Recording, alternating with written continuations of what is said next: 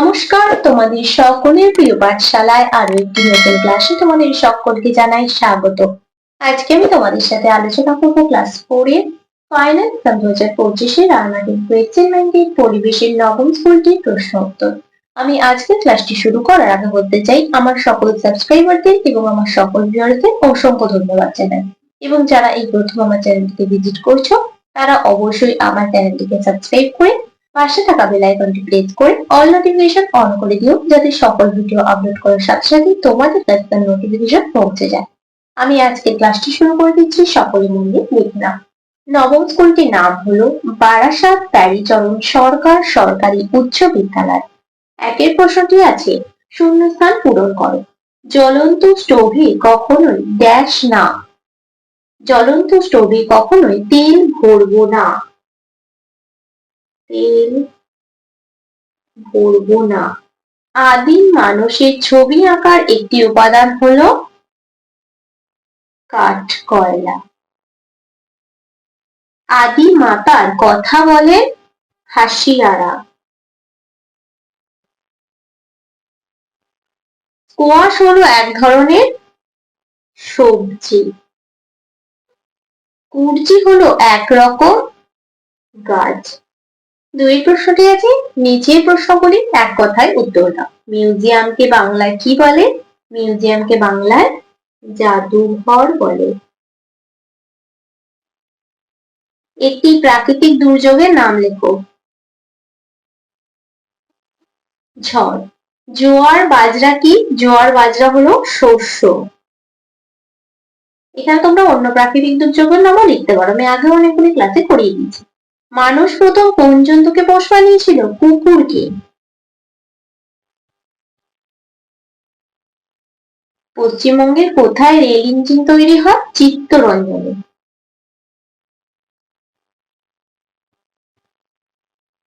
তিনের প্রশ্নটি বলেছে সত্য বা মিথ্যা নির্ণয় করে বাক্যের পাশে লেখো। মালাকাররা টোপর তৈরি করেন। সত্য। আমরুল ভেষজ উদ্ভিদ। সত্য। চাটাই তামা দিয়ে তৈরি হয়। মিথ্যা।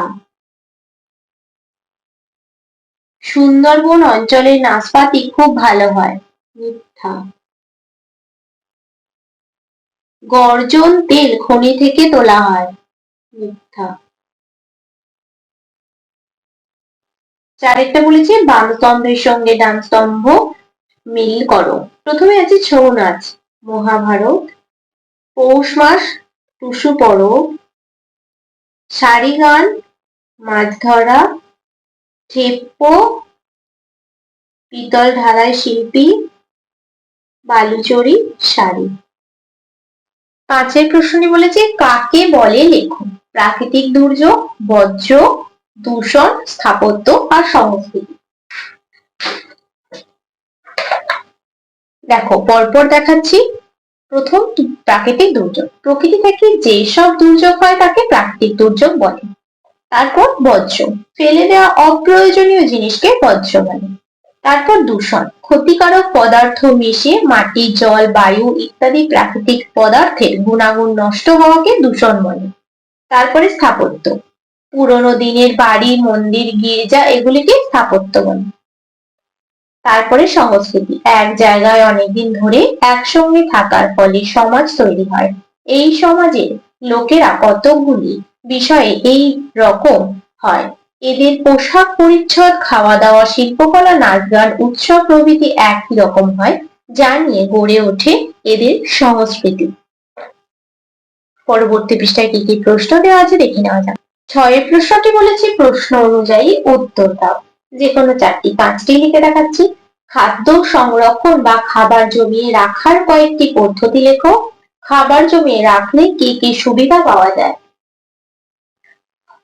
খাদ্য সংরক্ষণ বা খাবার জমিয়ে রাখার কয়েকটি পদ্ধতি: লবণ দিয়ে মাছ মাংস মাখিয়ে রাখা, চিনি দিয়ে রাখা, ফ্রিজে রাখা, রোদে শুকিয়ে রাখা।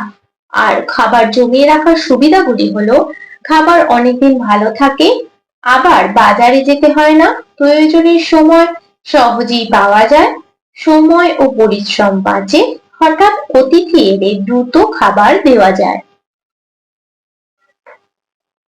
ক্ষয়ের প্রশ্নটি বলেছে সামাজিক প্রাণী বলতে কি বোঝো? সমাজবদ্ধ থাকলে কি কি সুবিধা পাওয়া যায়? যারা মিলেমিশে কাজ করে, একসঙ্গে খাবার ভাগ করে খায়, একে অন্যকে সহযোগিতা করে, কেউ বিপদে পড়লে সবাই তাকে বাঁচাতে চেষ্টা করে, তাদেরকে সামাজিক প্রাণী বলে। সমাজবদ্ধ থাকলে যেই সুবিধাগুলি পাওয়া যায় সেগুলি হলো একসঙ্গে মিলেমিশে কাজ করতে পারা, 2 খাবার একসঙ্গে ভাগ করে খাওয়া, 3 কেউ বিপদে পড়লে তাকে বাঁচানো। গয়ের প্রশ্নটি আছে পাহাড়ি অঞ্চলের মানুষের জীবন জীবিকা সম্পর্কে লেখো।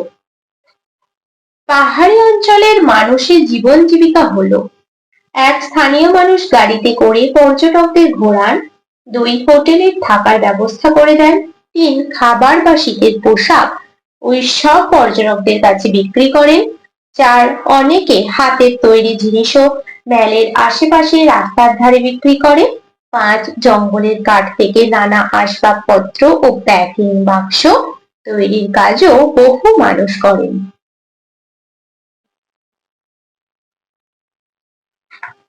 ঘরের প্রশ্নটি আছে বিষাক্ত সাপে কামড়ালে কি কি ব্যবস্থা গ্রহণ করা জরুরি? বিষাক্ত সাপে কামড়ালে যেগুলি করা জরুরি সেগুলো হলো: 1 ক্ষতস্থানে বিষ দাঁত লেগে থাকলে তা হালকা ভাবে তুলে ফেলা, ক্ষতস্থানে জল দিয়ে ভালো করে ধুয়ে ফেলা দরকার। 2 হাতে বাহুতে পায়ের উরু অংশে দড়ি হালকা করে বাঁধতে হবে, তবে খেয়াল রাখতে হবে প্রতি 1-1.5 ঘন্টা পরে বাঁধন খুলে আবার যেন হালকাভাবে বাঁধা হয়। সময় নষ্ট না করে হাসপাতালে নিয়ে যাওয়া, 4 বমি করতে চাইলে বমি করতে দেওয়া, 5 রোগী যাতে ভয় না পায় সেই বিষয়ে সাহস দেওয়া, আর 6 শ্বাসকষ্ট হলে মুখে মুখ লাগিয়ে শ্বাস দেওয়া। প্রশ্নটি আছে রান্নার গ্যাস সিলিন্ডার ও কেরোসিনের স্টোভ ব্যবহারে কি কি সতর্কতা অবলম্বন করতে হবে? রান্নার গ্যাস সিলিন্ডার ও কেরোসিন স্টোভ ব্যবহারে যেগুলি করতে হবে সেগুলি হলো: 1 ঘরে ঢুকে রান্নার গ্যাসের গন্ধ পেলে কোনো আলো জ্বালাবে বা নেভাবে না, সমস্ত দরজা জানালা খুলে দিতে হবে, গ্যাসের নব বন্ধ আছে কিনা পরীক্ষা করতে হবে, গ্যাস পরিষেবার লোককে খবর দিতে হবে। 2 জ্বলন্ত স্টোভে কখনোই তেল ভরবে না, পাম্প দেওয়া স্টোভে অতিরিক্ত পাম্প করবে না, জ্বলন্ত স্টোভ কখনোই ফুঁ দিয়ে নেভাবে না। তাহলে আজকের ক্লাসটি আমি এখানেই শেষ করছি। খুব তাড়াতাড়ি আরো একটি নতুন ক্লাস নিয়ে হাজির হব তোমাদের সামনে। যদি তোমাদের আজকের ক্লাসটি ভালো লেগে থাকে তাহলে অবশ্যই লাইক, কমেন্ট, সাবস্ক্রাইব এবং শেয়ার করতে ভুলবে না। সকলে সুস্থ থাকবে, স্বাভাবিক থাকবে। সকলকে অসংখ্য ধন্যবাদ জানাই।